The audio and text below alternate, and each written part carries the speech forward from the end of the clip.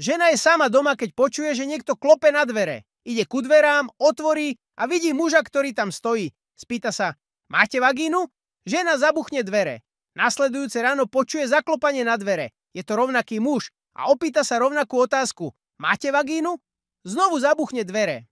Neskôr v noci, keď sa jej manžel vráti domov, povie mu, čo sa stalo za posledné 2 dni. Muž hovorí svojej žene láskyplným a znepokojujúcim hlasom. Zlato, zajtra ostanem doma, ak sa ten chlap znovu objaví. Nasledujúce ráno počujú zaklopanie na dvere a obaja idú k dverám. Manžel šeptá manželke.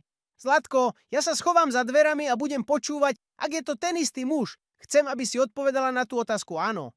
Priťaka svojmu manželovi áno a otvorí dvere. Samozrejme, že tu stojí ten istý človek a pýta sa, máte vagínu? Áno, hovorí mu žena. Muž odpovie, dobre povedala, by ste láskavo vášmu manželovi, aby nechal vagínu mojej ženy a začal používať vašu.